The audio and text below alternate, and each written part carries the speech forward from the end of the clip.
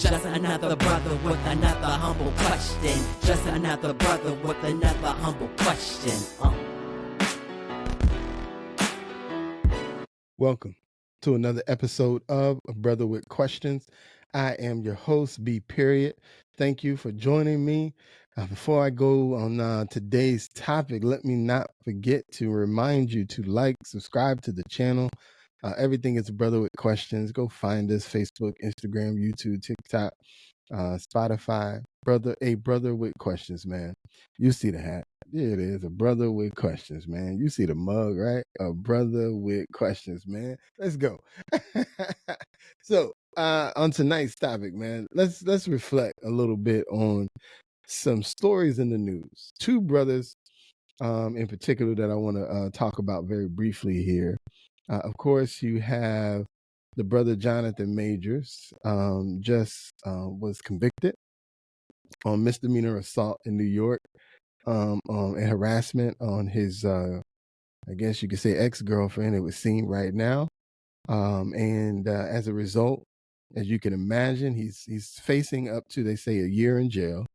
And the major contract that he possessed with Marvel has now been canceled, which is a huge deal for that brother, because anybody that's been watching the Marvel franchise transition, his particular character is positioned to be a huge focal point, or was, I guess you could say at this point, or maybe it still will be, just in the form of a different actor. But the character that he was playing is positioned to play a huge role in the future of the Marvel Cinematic Universe.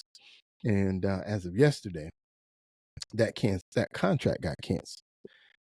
To me, that case was weird. That was a weird case, if you were paying attention, because so the young lady, the ex-girlfriend, says that she had all of these cuts and bruises.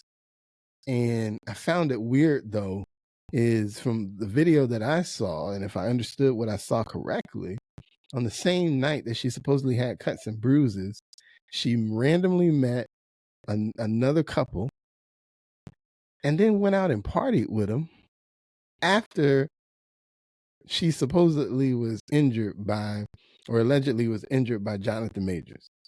So that's just weird. Like, and then even in some of that video, you don't even see any bruises or marks.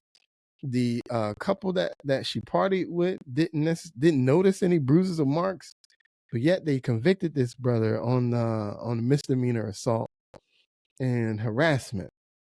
And so the case itself was just weird. And then it's even weirder that, for me, as I'm looking at this thing, it would appear that he's got some sort of relationship right now with Megan Good. And so this whole thing is weird.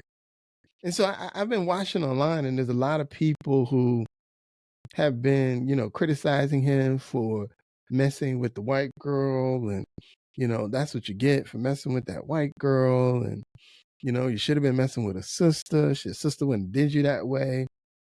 It's, I don't necessarily look at it as a warning shot for black men to say, be careful of the white girl, because they're not going to treat you the same when she cries wolf. I look at it as, you got to be careful who you choose to date, regardless of what their color is, because there were some messages that she recorded that didn't quite add up. Because in the message, he was complaining about her not being his Coretta Scott King or his Michelle Obama. And so I'm listening to the message that she recorded, and I'm going, bruh, if you were looking for Coretta Scott King or Michelle Obama, number one, why did you start with Julia Roberts? Number one, Coretta Scott King and Michelle Obama are who they are because of the shared experience that they have with their mates, right? So if you don't have a mate who has a shared experience with you, how could you ever expect that mate to get what you mean when you say Coretta Scott King or Michelle Obama? And it seems like you were dating a 20-something-year-old. So, like, really, dude? And then now you pulling up in the courthouse every day with Megan Good. And so I don't know if that's a relationship, but If that's what you wanted, why didn't you go for that for the first time? Like, how'd you come back to the middle? I don't know. It just seems weird. I don't see it as a warning shot to black men, but I do see it as a warning shot about picking the right woman. Because the right woman, I'm not going to say she's going to protect you, but the right woman is going to guide you into the places that you need to be. She's not going to lead you down a path that's going to ultimately end in your destruction. And so that's the message that I would have. Not about race, but about choosing women who have your best interests at heart. That's the lesson.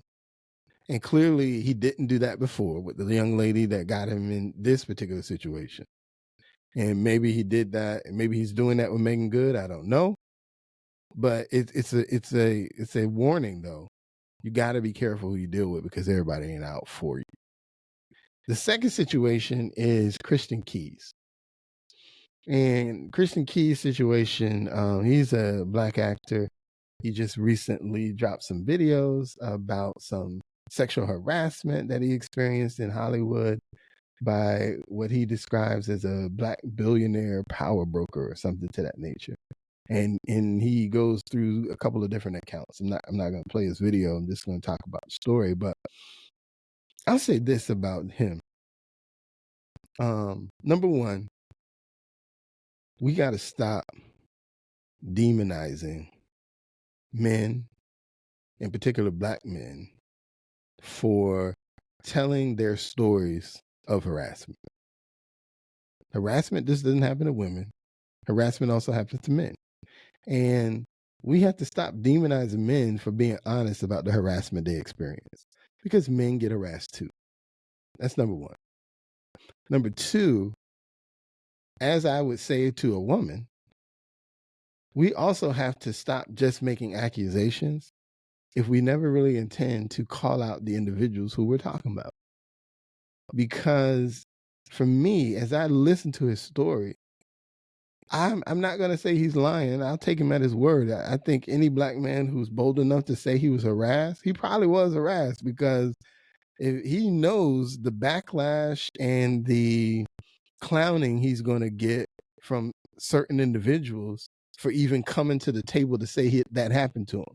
So I'm going to assume you're not going to go down this road unless everything you say is true. So I'm going to give him that it's at least true from his perspective. But then I have a problem, just like I have a problem with women who accuse but never call out the individuals who they're accusing. For one, I look at it like this. This is a black billionaire who is clearly been harassing you, according to you, but most harassers don't stop at one. So there's probably other people that they've harassed. And so for me, I look at it like, I want to know who this person is so that I can make a choice to not support the things that they do if this is the type of behavior that they have. So maybe I'm selfish for that.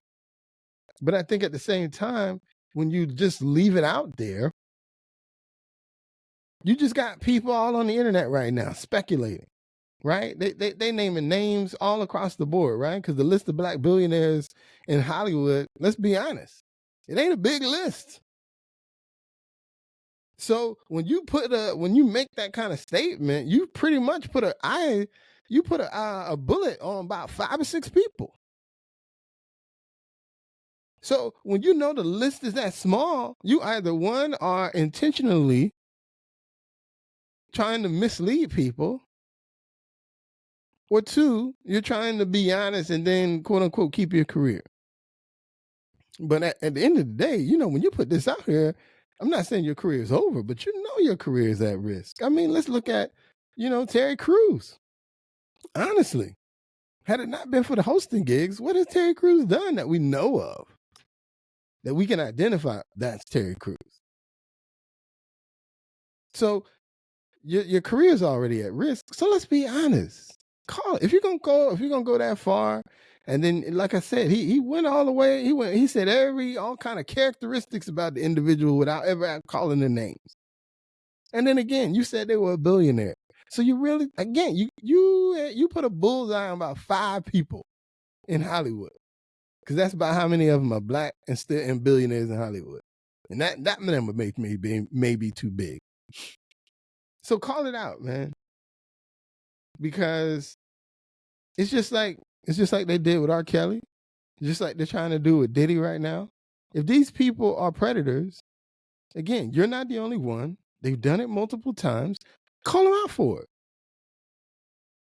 Because we can't allow them to keep doing this simply because their skin is dark. Simply because they identify as black. They have to be calmed down and pulled to the carpet just like everybody else. Because we have to stop this before it continues to perpetuate time and time again. Because for every individual who's found a way to survive and manage and keep moving forward, there's probably at least one more individual who couldn't handle it and killed themselves, or another individual who couldn't handle it and their life tanked. Maybe they're leading a life of drugs, maybe they're leading a life of alcohol, whatever, right? So for everyone that made it, there's probably another 2 or 3 that didn't. So we got to call them out to save the 2 or 3 that aren't going to be able to handle it and keep pushing forward. And their skin color is not the protection. We need to call these people out, pull them to the carpet, hold their feet accountable for who they are and what they've done, and so be it. And I say that because if it was a white man that he was talking about, like in Terry Crew's case, we want to pull that man to the carpet. We'd want that man to suffer all the consequences that he deserves. So we need to hold accountable the same thing for this black guy or black woman or whoever he's referring to.